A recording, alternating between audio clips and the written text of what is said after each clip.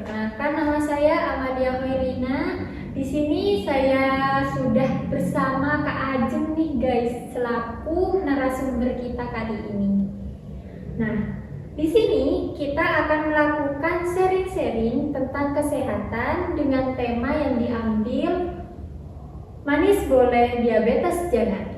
Oke, langsung saja nih Kak. Mungkin dari Kak Ajeng bisa perkenalan terlebih dahulu kepada teman-teman semua di sini.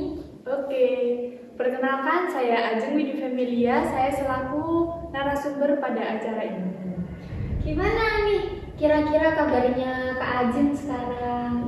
Alhamdulillah sehat. Alhamdulillah ya. Nah, di sini saya sudah menyiapkan beberapa pertanyaan nih Kak. Apa sih dari pengertian dari diabetes itu sendiri? Oke, diabetes mellitus itu adalah suatu kelainan di mana kadar gula darah atau glukosa berada pada tingkat yang sangat tinggi dikarenakan tubuh tidak dapat memproduksi insulin dalam jumlah yang cukup atau tidak dapat merespon secara normal insulin yang sudah diproduksi oleh tubuh, gitu kan. Oh, ini diabetes ini yang biasa dibilang sama orang awam penyakit gula itu ya Kak? Nah, benar sekali. Orang awam biasanya menyebutnya dengan penyakit gula. Oh, berarti guys, yang disebut orang awam dari penyakit gula itu adalah diabetes yang dijelaskan sama Kak Ajeng di sini. Nah, untuk pertanyaan selanjutnya nih Kak, kira-kira penyebab dari diabetes ini sendiri itu apa?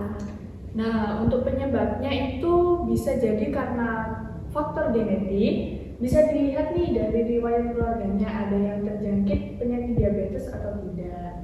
Kemudian sering mengkonsumsi makanan atau minuman yang tinggi gula. Nah, ini biasanya anak-anak muda sukanya minum minumannya tinggi gula. Ya, yang cepat saji itu. Nah, benar. Kemudian obesitas ini juga bisa menjadi penyebab penyakit diabetes. Lalu gaya hidup tidak sehat, biasanya suka makan makanan yang cepat saji, kemudian anti sayur, nah seperti itu. Kemudian kurangnya aktivitas fisik, sering rebahan, hanya rebahan saja, seperti itu. Nah, untuk tanda gejala dari diabetes ini sendiri itu apa kira-kira Kak? Nah, untuk tanda gejalanya itu yang pertama bisa sering buang air kecil atau poliuri. Ginjal ini mencoba mengeluarkan glukosa sebanyak mungkin. Akibatnya penderitanya ini jadi lebih sering kencing daripada orang normal. Kemudian sering merasa haus atau polidipsia. Ini dengan hilangnya cairan di dalam tubuh karena sering kencing itu tadi, ini jadi penderita sering merasa haus untuk minum, terus minum lagi seperti itu. Kemudian sering merasa lapar, habis makan tetap masih pengen makan terus, pengen nyemil terus. Nah, itu bisa jadi tanda dan gejala penyakit diabetes. Kemudian infeksi atau luka yang sulit untuk sembuh. Ini biasanya terjadi karena pembuluh darah mengalami kerusakan akibat glukosa dalam darah ini jumlahnya terlalu berlebihan. Nah, di sini saya pernah dengar tuh Kak, kira-kira kalau penurunan berat badan secara drastis sama kesemutan atau mati rasa itu masuk di dalam golongan tanda gejala dari diabetes itu sendiri apa bukan ya Kak? Nah, iya, penurunan berat badan secara drastis dan kesemutan atau mati rasa itu juga termasuk dalam tanda dan gejala penyakit diabetes. Nah, untuk yang terakhir nih Kak, mungkin bisa dijelaskan terkait cara pencegahan dari diabetes ini sendiri.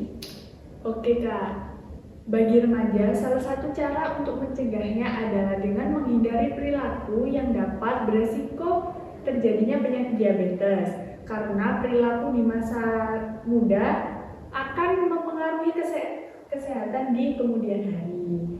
Nah, cara pencegahan yang pertama adalah bisa dengan rutin berolahraga. Karena cara mencegah diabetes dengan rutin berolahraga itu dapat meningkatkan produksi insulin dan meningkatkan sensitivitas sel-sel dalam tubuh terhadap insulin.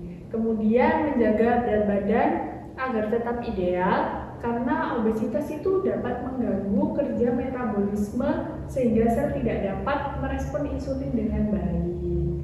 Kemudian menerapkan pola makan sehat. Ini biasanya anak-anak muda atau anak-anak remaja suka makan makanan cepat saji dan anti sayur banget, hati-hati loh ya, itu dapat menyebabkan penyakit diabetes. Kemudian rajin-rajin minum air putih. Kalau beli makanan di luar itu jangan membeli minuman yang tinggi gula yang terbuat dari pemanis buatan seperti itu.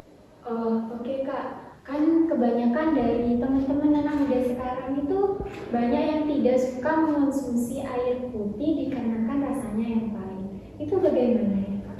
Nah, itu harus dibiasakan suka dengan air putih karena air putih itu sangat penting bagi tubuh kita. Oke teman-teman, jadi usahakan selalu minum air putih ya, meskipun kalian tidak suka dengan rasa dari air putih tersebut. Nah, sebelum saya tutup acara sharing-sharing pada pagi hari ini, mungkin dari Kak Ajeng ada yang ingin disampaikan kepada teman-teman yang sudah nonton. Ada. Baik, untuk para remaja, jaga kesehatan kalian karena jika terjadi apa-apa pada diri kita, maka diri kita sendiri yang akan merasakan. Ingat, lebih baik mencegah daripada mengobati. Oke, sekian dari kami guys. Untuk acara sharing-sharing pada pagi hari ini, kami selaku pembawa acara pada pagi hari ini mengucapkan mohon maaf yang sebesar-besarnya. Kurang lebihnya kami pamit undur diri. Wassalamualaikum warahmatullahi wabarakatuh.